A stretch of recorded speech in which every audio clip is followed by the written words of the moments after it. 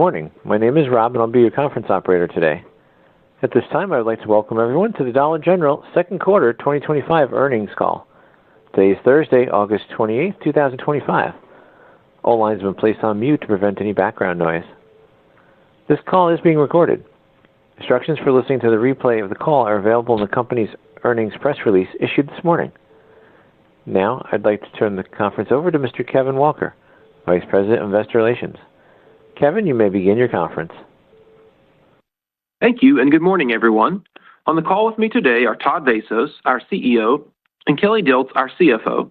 Our earnings release issued today can be found on our website at investor.dollargeneral.com under News and Events.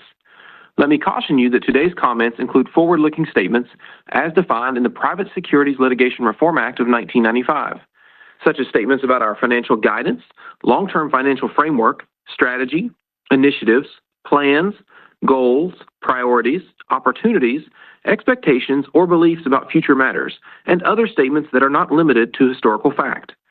These statements are subject to risks and uncertainties that could cause actual results to differ materially from our expectations and projections. These factors include, but are not limited to, those identified in our earnings release issued this morning, under Risk Factors in our 2024 Form 10-K filed on March 21, 2025, and any later filed periodic report, and in the comments that are made on this call. You should not unduly rely on forward-looking statements, which speak only as of today's date. Dollar General disclaims any obligation to update or revise any information discussed in this call unless required by law. At the end of our prepared remarks, we will open the call up for your questions.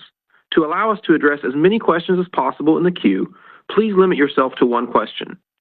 Now, it is my pleasure to turn the call over to Todd. Thank you, Kevin, and welcome to everyone joining our call. I want to begin by thanking our team for their great work to fulfill our mission of serving others every day in our stores, distribution centers, private fleet, and store support center. These efforts are resonating with our customers as well as driving strong operating and financial performance. To that end, we are pleased to deliver strong second quarter results, highlighted by earnings growth that significantly exceeded our internal expectations. For today's call, I'll begin by recapping some of the highlights of our second quarter performance, as well as sharing our latest observations on the consumer environment. After that, Kelly will share the details of our financial performance, as well as our updated financial outlook for fiscal 2025. I will then wrap up the call with an update on some of our key growth-driving initiatives. Turning to our second quarter performance, net sales increased 5.1% to $10.7 billion in Q2, compared to net sales of $10.2 billion in last year's second quarter. This growth was driven by strong performance from new stores and our mature store base. We grew market share in both dollars and units in highly consumable product sales once again during the quarter, in addition to growing market share in non-consumable product sales. Same-store sales increased 2.8% during the quarter, driven by relatively balanced growth of 1.5% in customer traffic and 1.2% in average basket. The basket growth was driven by an increase in both average unit retail price per item and average items per basket. We were excited to see a second consecutive quarter of broad-based category growth with positive comp sales in each of our consumables, seasonal, home, and apparel categories. From a monthly cadence perspective, we saw same-store sales growth above 2% in all three periods, with our strongest comps in June and July. We believe these strong and balanced top-line results are a reflection of the hard work the team has done to improve execution and further enhance the value and convenience proposition for both existing and new customers. To that end, we're pleased to see growth with customers across all income brackets during the quarter. This includes our core customer, who increased spending despite worsening sentiment. In addition, we continue to see trade-in growth with middle and higher income customers during the quarter, which we believe is contributing to the nice performance we've seen in our non-consumable categories. Ultimately, customers across all income brackets are coming to Dollar General as they seek value. As America's neighborhood general store in more than 20,000 locations across the country, we recognize and embrace our role in being here for what matters for our customers. This includes providing the items they want and need at prices they can afford. With that in mind, we are committed to delivering everyday low prices that are within 3 to 4 percentage points on average of mass retailers. While we are pleased that we continue to operate within the targeted price range, we are also focused on maintaining our substantial offering of more than 2,000 SKUs at or below the $1 price point. We know this price point is important in helping our core customers stretch their dollar, particularly at the end of the month and when budgets are tight. In fact, our $1 Value Valley merchandising set, which is comprised of more than 500 rotating SKUs, was one of our strongest performing areas in the quarter, with same-store sales growth more than twice the rate of the overall company. We believe this holistic approach to offering value will continue to be important for our customers, particularly in the back half of this year. Now I'd like to provide a brief update on how we're thinking about tariffs. With the rates currently in place, we believe we will be able to mitigate the vast majority of the impact on our cost of goods. The proactive approach of our sourcing team, coupled with our relatively low direct import exposure, has positioned us well to serve our customers with a quality assortment at tremendous value. While the landscape remains dynamic, tariffs have begun to result in some price increases, and we will continue to work to minimize them as much as possible. Most importantly, we know this further amplifies the need for value within our communities, and we remain committed to serving our customers with the everyday low prices they have come to know and appreciate from Dollar General. Overall, we're proud of our performance during the quarter and the tremendous progress we've made throughout the first half of the year. Our actions are delivering an enhanced shopping experience for our customers and driving strong operating and financial results. We are further strengthening our value and convenience proposition for our customers while making significant progress on our long-term financial goals. Before I turn the call over for our financial update, I want to thank Kelly for her partnership, as well as her leadership of our financial organization over the last few years. We wish her the very best as she prepares and begins her new chapter. I also want to note that we're excited to welcome Donnie Lau back to Dollar General as our next CFO, beginning in October. He is highly regarded throughout the organization for his deep understanding of the business, thoughtful strategic leadership, and appreciation for our culture and values.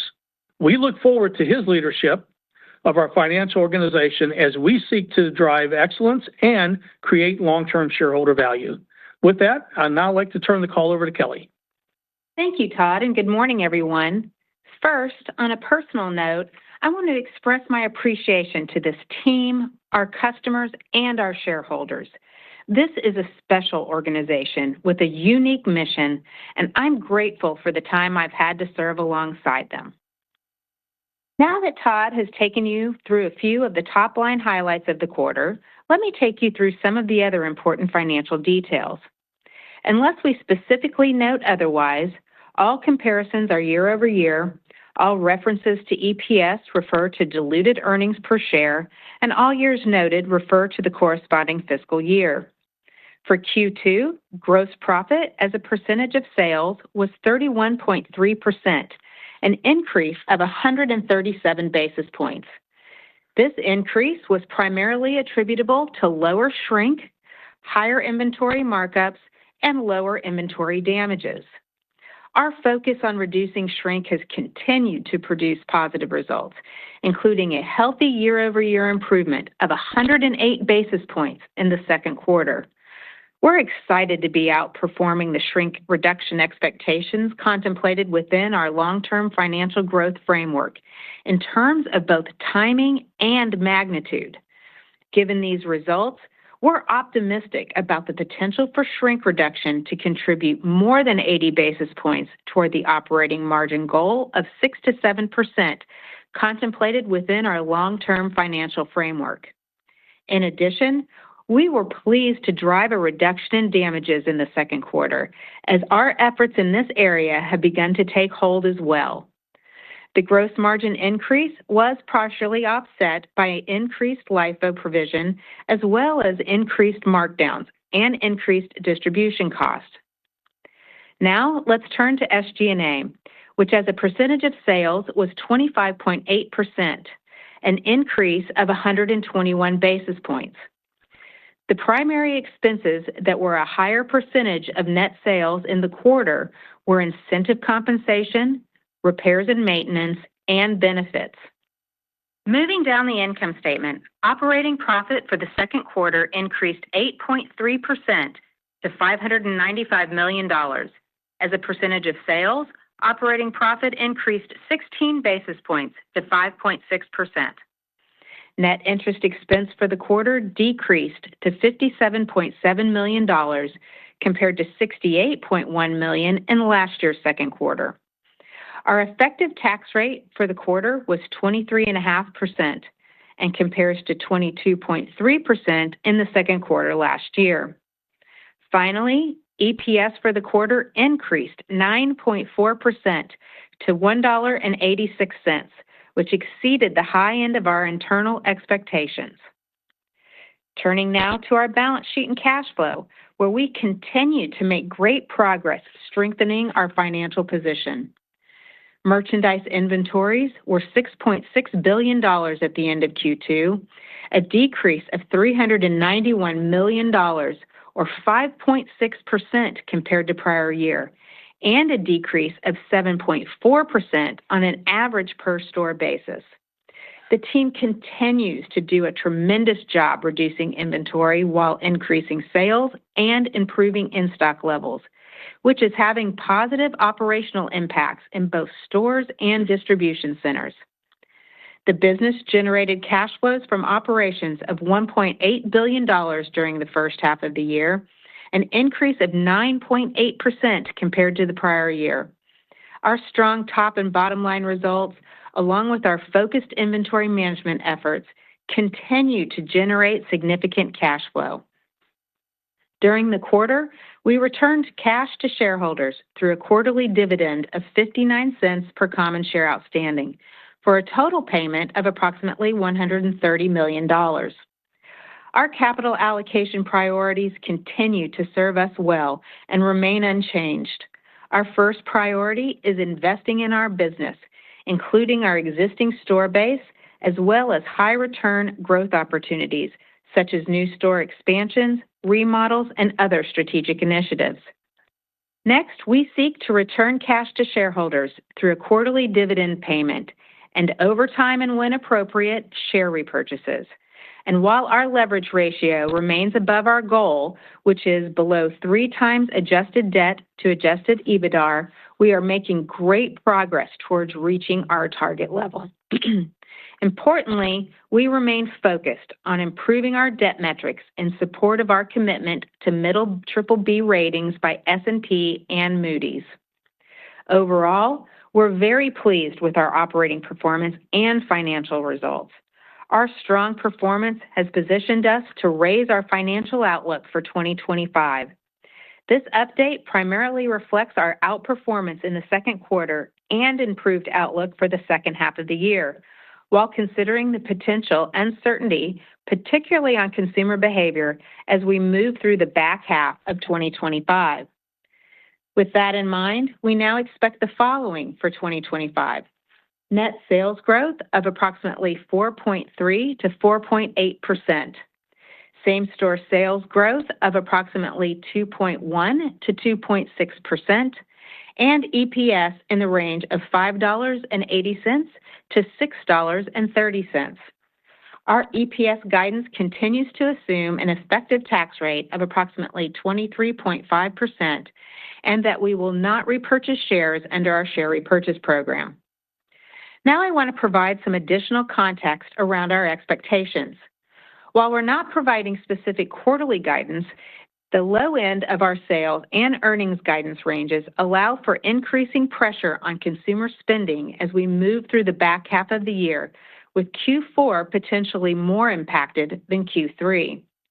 In addition, we expect shrink to be a continued tailwind throughout the remainder of the year, though to a lesser extent in Q4 as we begin to lap the improvements we made toward the end of last year.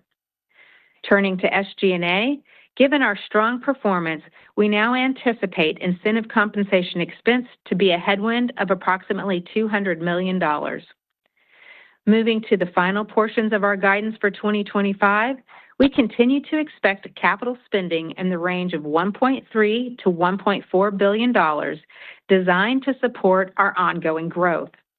This includes our continued expectations to execute approximately 4,885 real estate projects in 2025, including 575 new store openings in the United States and up to 15 in Mexico, 2,000 Project Renovate remodels, 2,250 Project Elevate remodels, and 45 relocations.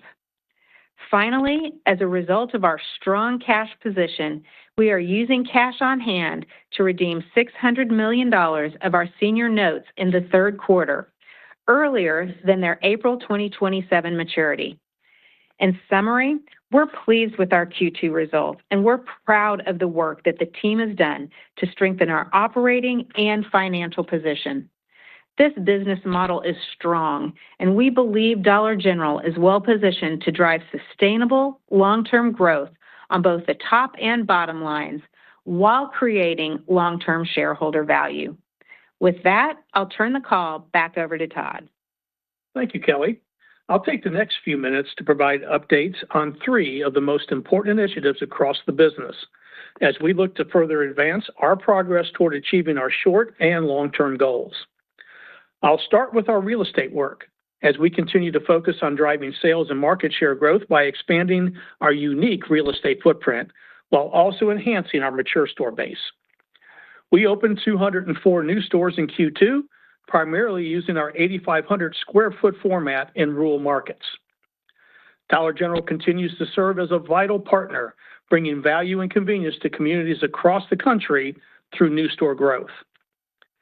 In addition to our U.S. growth, we opened 4 new stores in Mexico during the quarter, bringing us to a total of 13.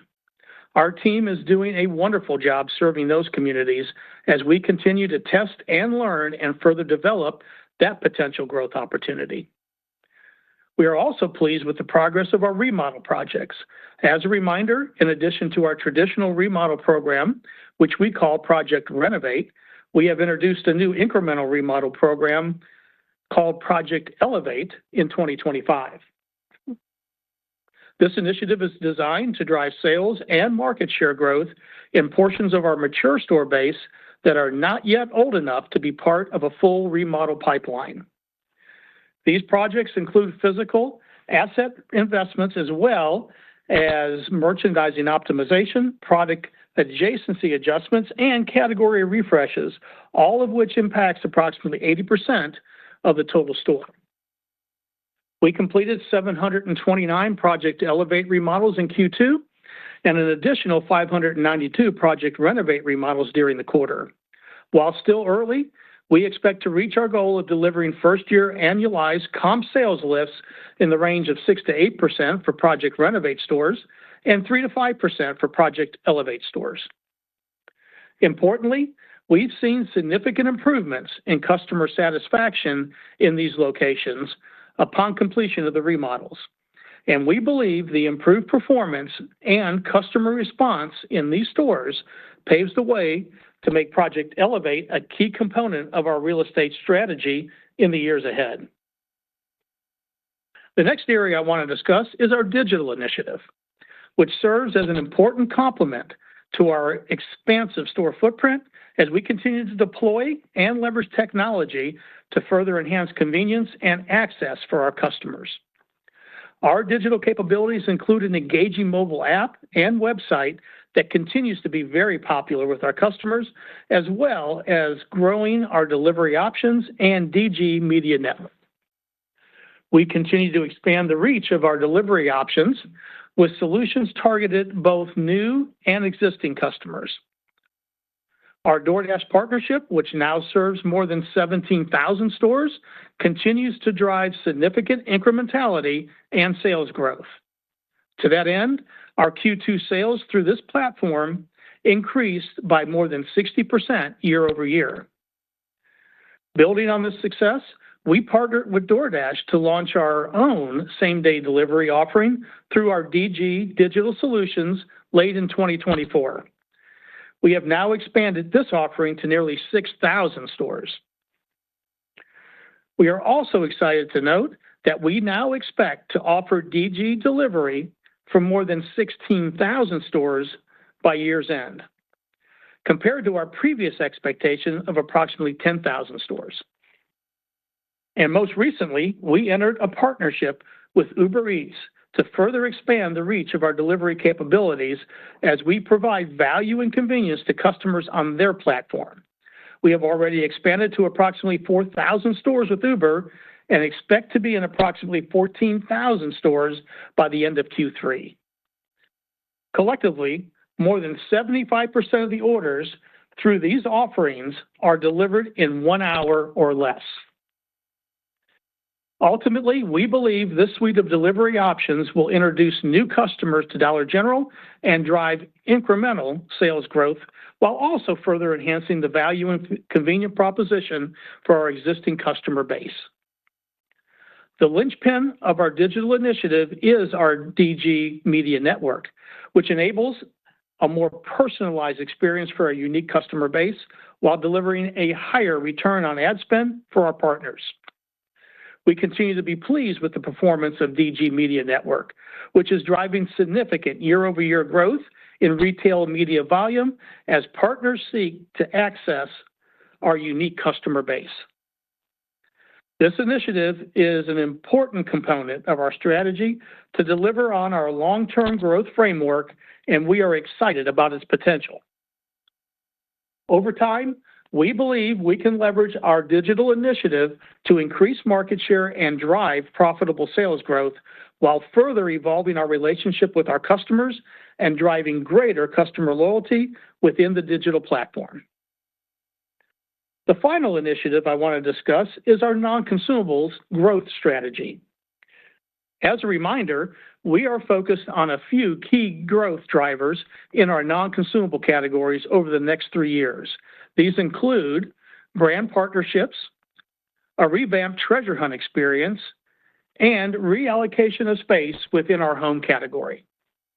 During Q2, we were pleased to deliver positive quarterly same-store sales growth in each of the 3 non-consumable categories for the second consecutive quarter. Notably, the magnitude of growth was broad-based, with same-store sales increases in each of these categories of at least 2.5%. Our brand partnerships are resonating with customers, and we have been pleased with the strong sell-through in many of these sets. As a result of this success, as well as our improved execution, our home products category saw its largest quarterly same-store sales increase in more than 4 years. In addition, our pOpshelf stores delivered another quarter of strong same-store sales growth. We continue to be pleased with the performance of the new store layout in this banner, including a greater emphasis on categories such as toys, party, candy, and beauty. The pOpshelf banner also continues to produce learnings that we are able to apply to our non-consumable categories in our Dollar General stores to further strengthen that offering for our DG customers. We believe our non-consumable sales performance, both in Dollar General and pOpshelf stores, also benefited from improved execution in our stores and supply chain, as well as from the expanded trade-in shopping we've seen from middle and higher income customers. These results, including strong sales performance and market share gains, continue to demonstrate that our treasure hunt approach is resonating with the customer. In turn, we believe we are well positioned to serve them in these discretionary categories in stores across both banners and ultimately drive further growth in both sales and gross margin. In closing, we're pleased with our second quarter performance.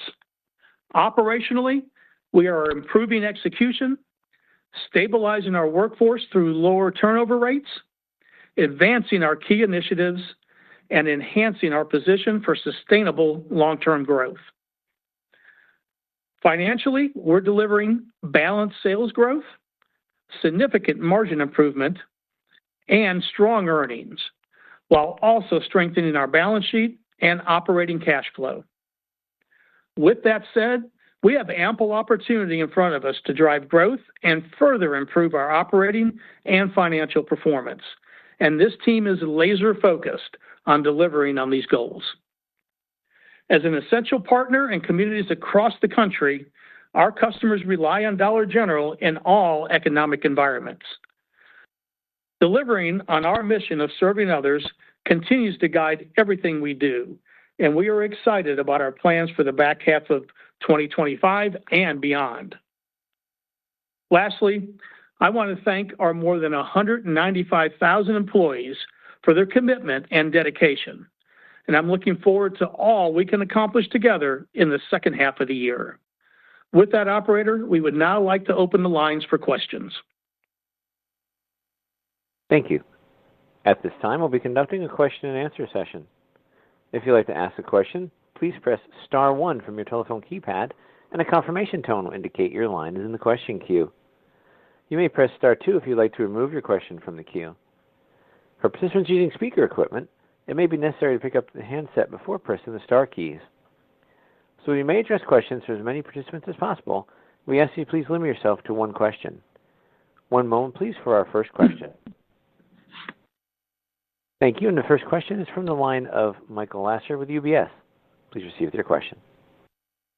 Good morning. Thank you so much for taking my question.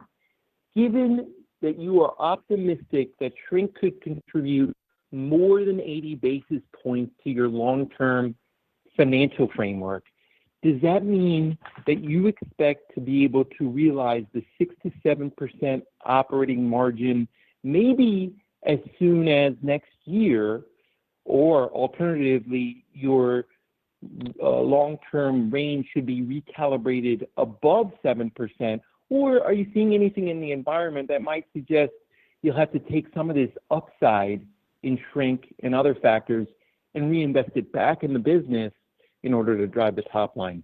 Thank you so much. Yeah, thank you, Michael. Great question. So we are definitely optimistic that we could potentially outperform on shrink and get a little bit more than those 80 basis points over the mid to longer term. But we're still targeting that long-term framework of 6 to 7% on the operating margin. This quarter just solidifies the fact that we feel good about where we are. Shrink is a big component of that, and we've got a lot of strategies and initiatives in place to achieving that long-term framework.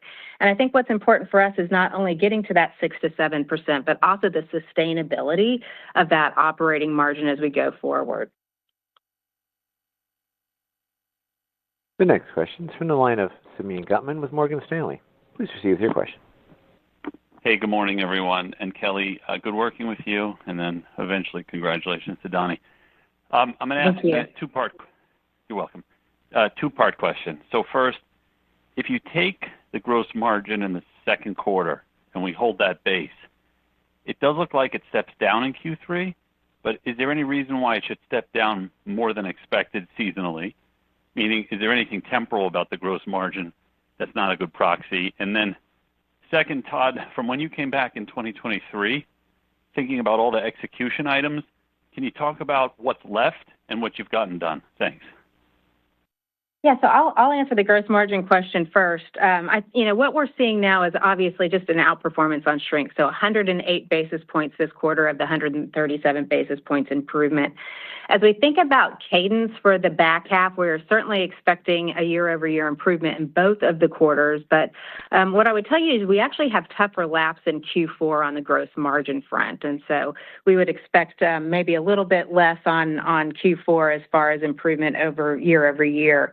And then you didn't ask about SG&A, but I do want to call out just one thing on the SG&A front. We would expect more pressure in SG&A in third quarter, and that's really around repairs and maintenance.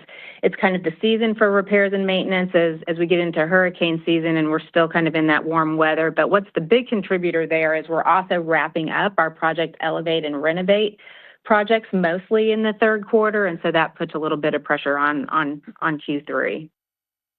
Yeah, and Simeon, I am very, very pleased with where we are with our back to basics work. I would tell you that the team has done a really good job from back of house, so our supply chain, our merchants, to front of house, if you will, and that's in our stores and the execution.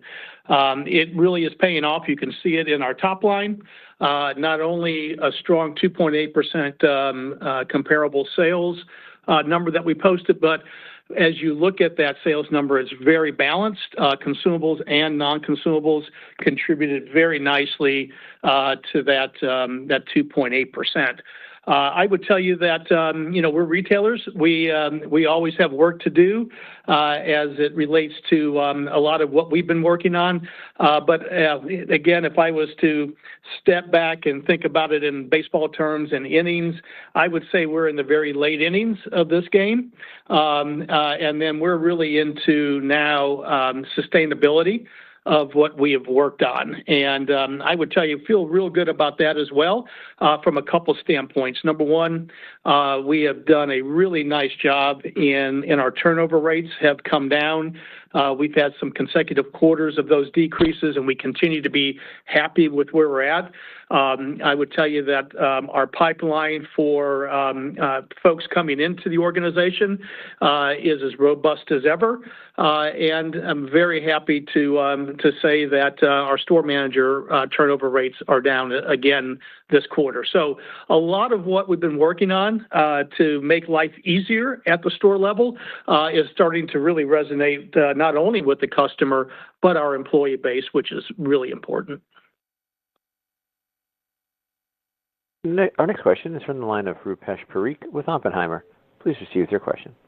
Good morning, and thanks for taking my question. And also, Kelly, best of luck. So I'm going to focus my comments just on delivery. So as you look at the DoorDash partnership, and I guess Uber is still very early, but just any surprises or key learnings to date? And then, as you've added Uber, how do you think about the incrementality of that offering? Thank you. Yeah, Rupesh, thank you. I'll tell you, our digital solutions in general, just in totality, we're very happy with where we are.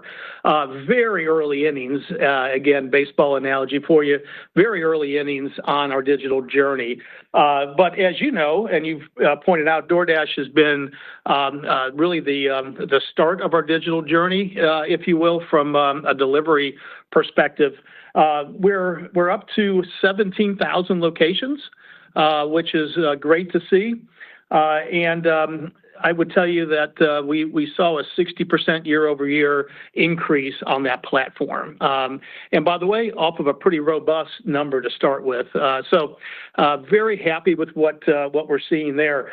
But the team isn't slowing down here because, again, we're in the early innings. You saw where we just signed a deal with Uber Eats.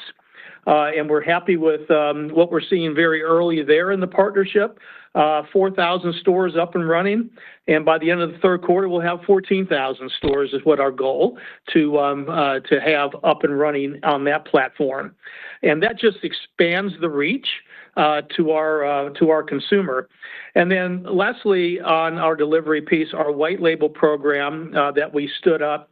Again, very early days, but we're seeing both incrementality there as well as larger baskets. And these larger baskets, and some of them north of $20 baskets for us, would point to incrementality and would point to more of a fill up versus a fill in.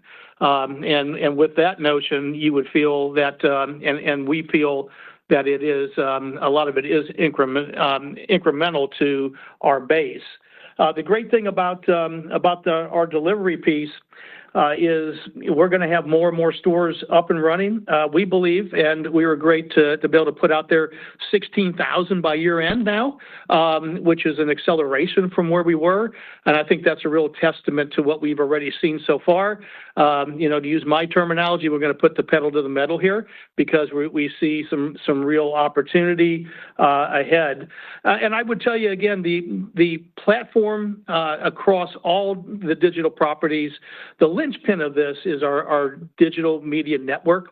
And again, it has shown strong results this quarter and continues to show strong results. So stay tuned there because I believe that there's going to be even more incrementality that comes from that media network. We have a very unique customer base, as you know, being that 80% of our stores are in small town rural America.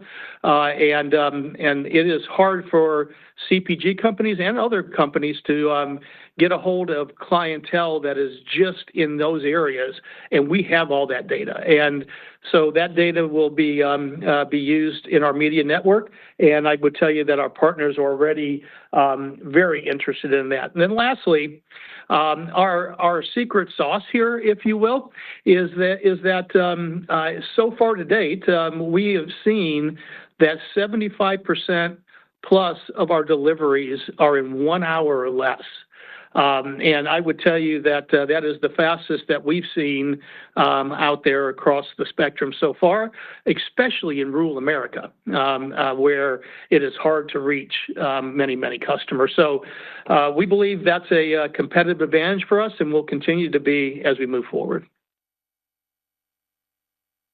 Our next question is from the line of Matthew Boss with J.P. Morgan. Please proceed with your question. Thanks, and congrats on a nice quarter. Thank you.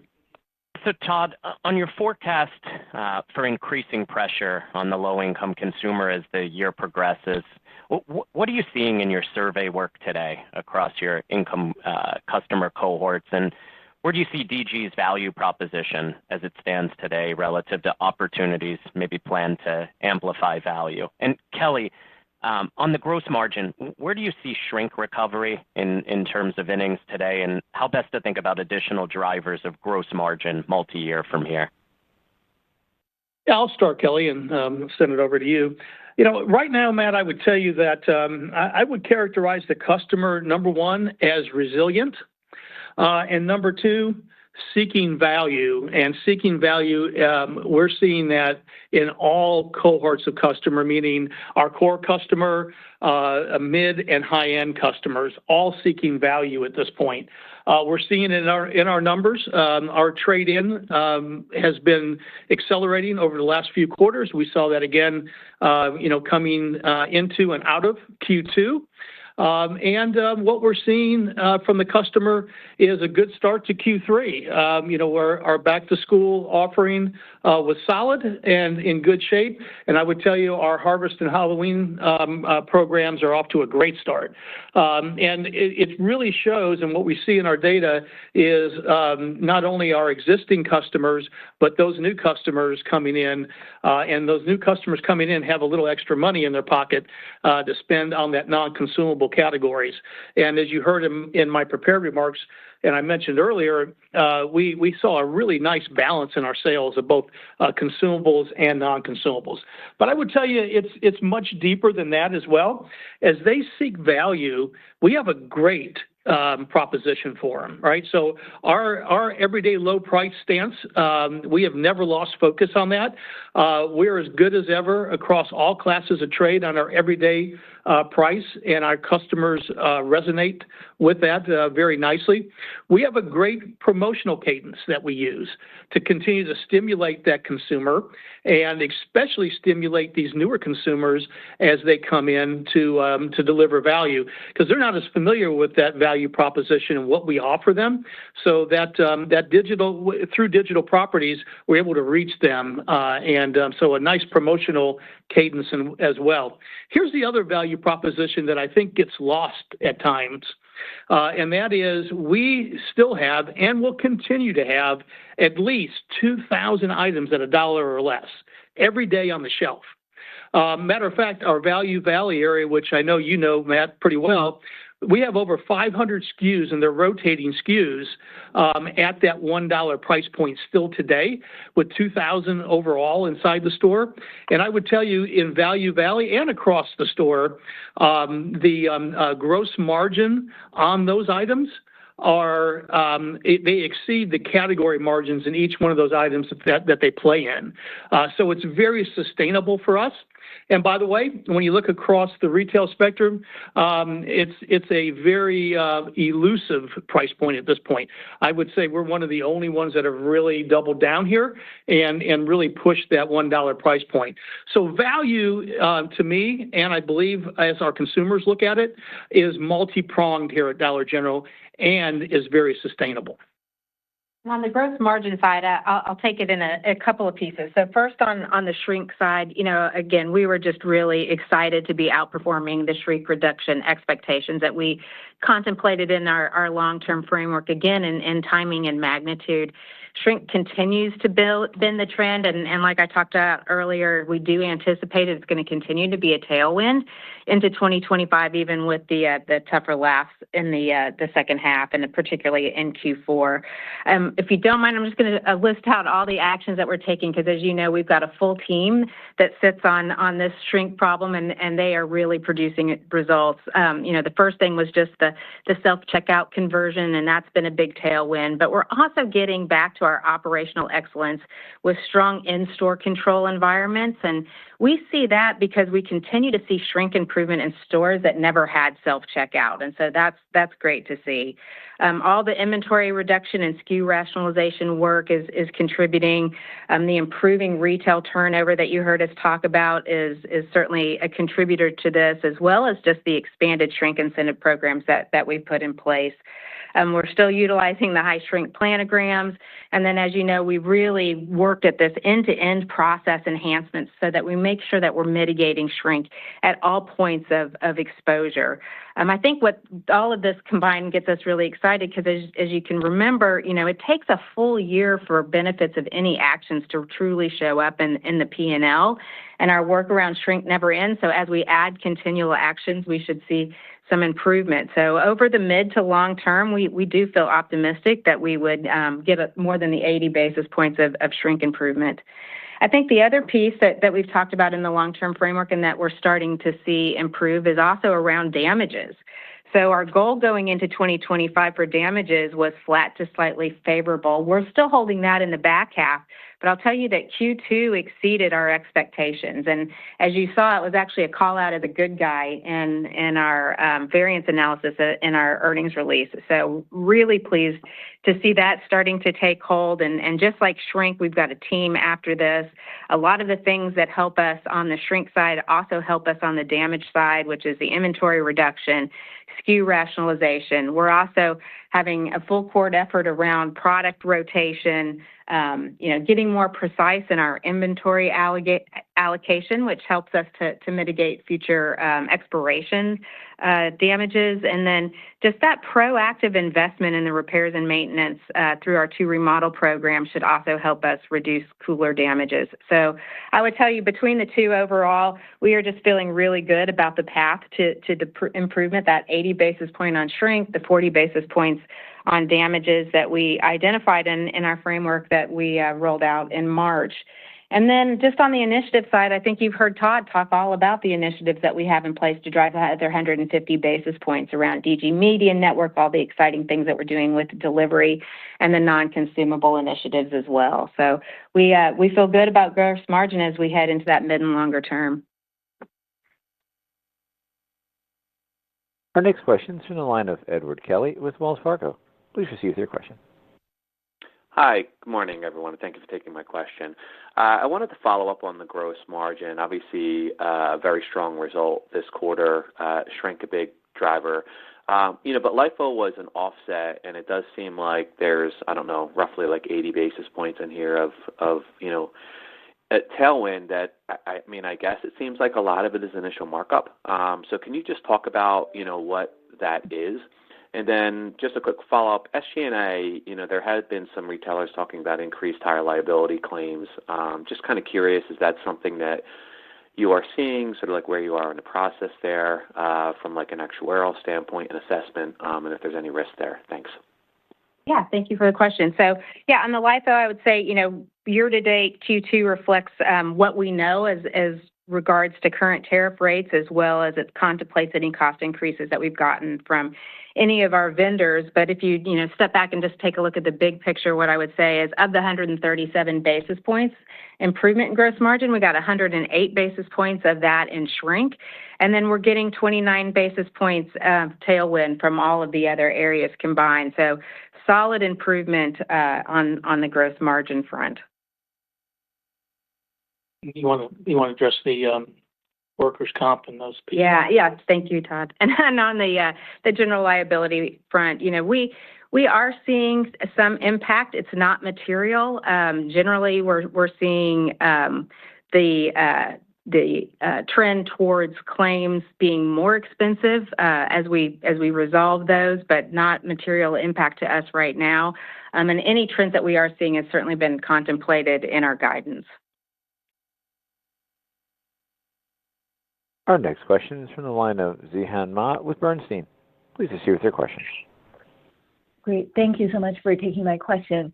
I wanted to break down the comp sales performance a bit more in terms of, you mentioned the trade-in benefit and also, of course, the better store operations driving more traffic. Can you help us better understand what proportion of the comp is driven by more macro-oriented trade-in versus more company-specific? And then going into next year, as we start to lap the tougher trading comps, what is going to be sustainable on the top line? Thank you. Yeah. Well, I would think as we look at where we are today, let me address the first part, and then we'll get to that sustainability piece. We feel good about where we are, both from our core consumer as well as this trade-in consumer. And I would tell you that a lot of the work that we did on Back to Basics has served us well, and quite frankly, has set us up nicely for that trade-in consumer. As that trade-in consumer came into the brand over the last few quarters, they've seen a better store, both from cleanliness, in stock, as well as friendly, as well as having somebody at the front end to meet and greet them. So I would tell you that from all the work that the team has done organically, has produced a nice outcome on the comp of 2.8%. I would tell you that as I look at the composition, as I mentioned earlier, being pretty balanced between consumables and non-consumables, that the work the team has done on the merchandising side on our non-consumable business has been phenomenal. All these brand partnerships that we've been talking about, along with great execution at store level and the flow of freight from our distribution centers has all been very, very good to deliver that outsized comp that we saw in our non-consumable businesses.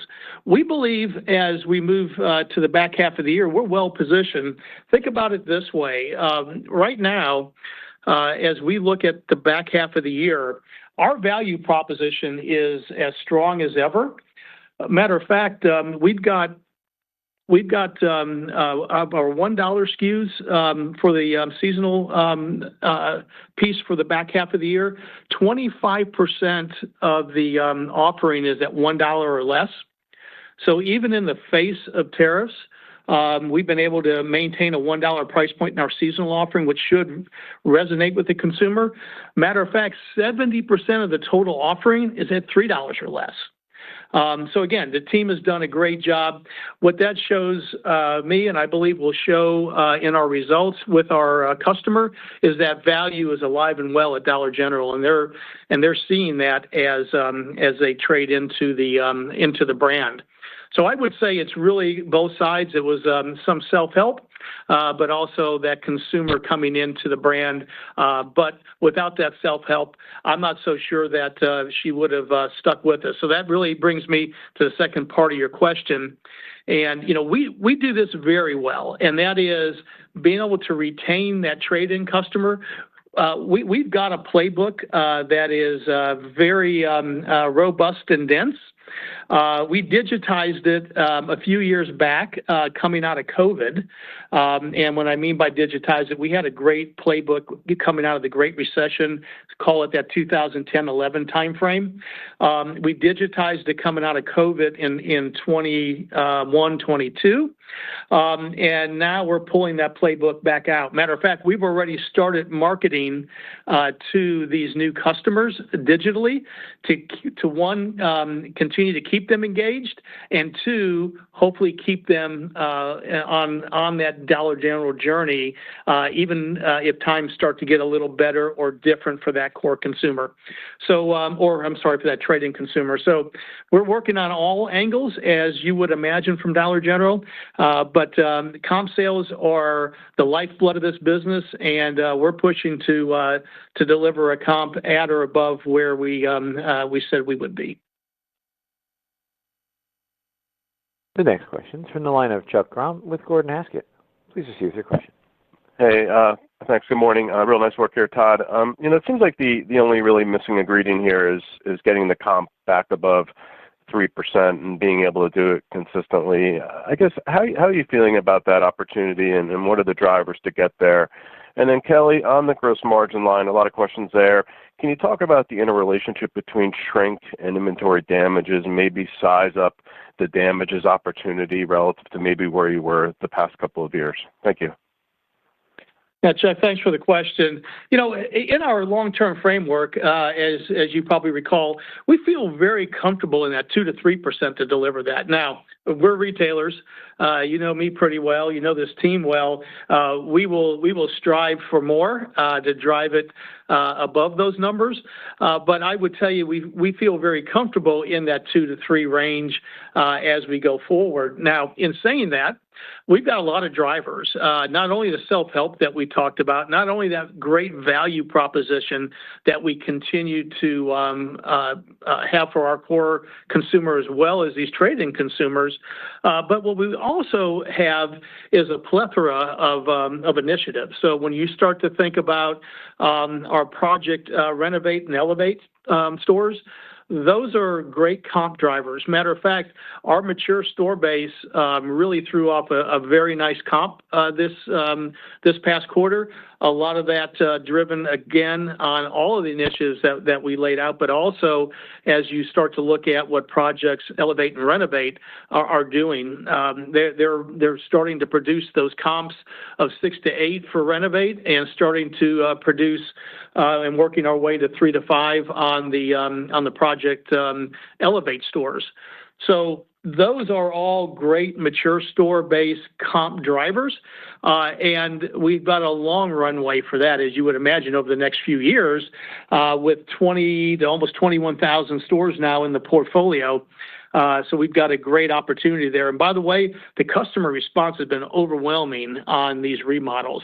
And as important, so has our employee base has really loved the remodels, because they're very proud because the customer is loving it. And then lastly, we want to deliver a very balanced portfolio of sales.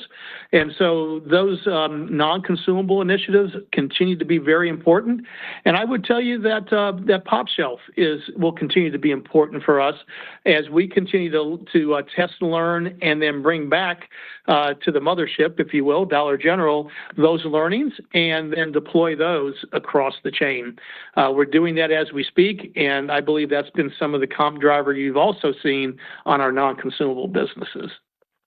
And then just as I think about shrink and damages, one thing I'd just like to say is seeing shrink and damages improve together is a real positive. And so, we've talked a lot about shrink, so maybe I'll just give you a little bit more color on the damage side.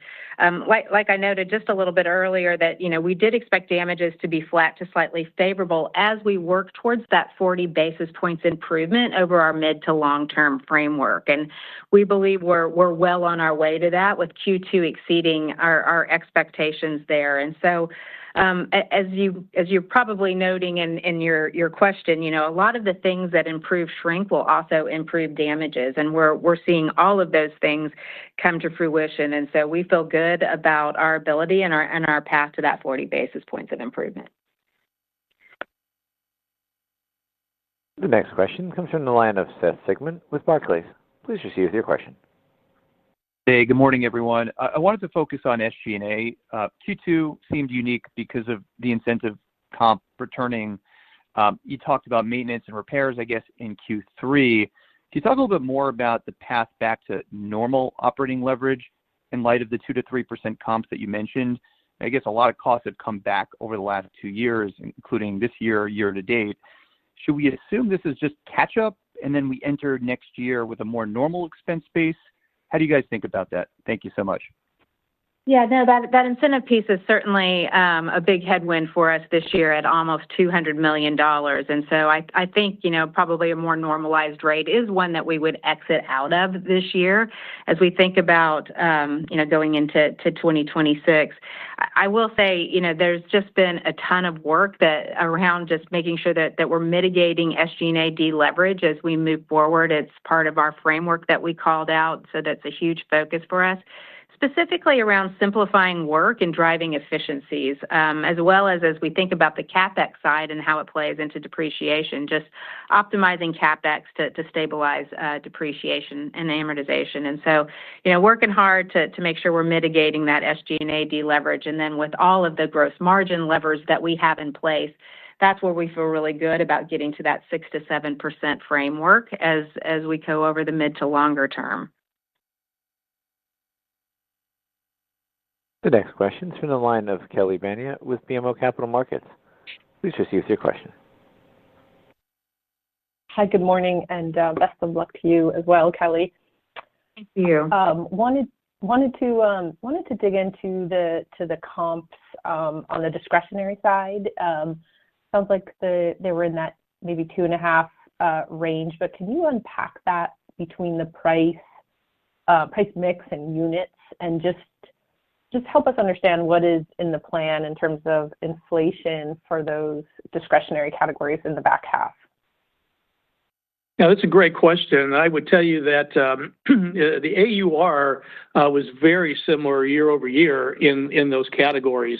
Matter of fact, a lot of this is spring and summer during Q2 sales in our seasonal areas, as an example, and a lot of the goods that we brought in prior to tariffs really were the drivers here. So tariff and price increases were not a real factor in our overall comp in non-consumables.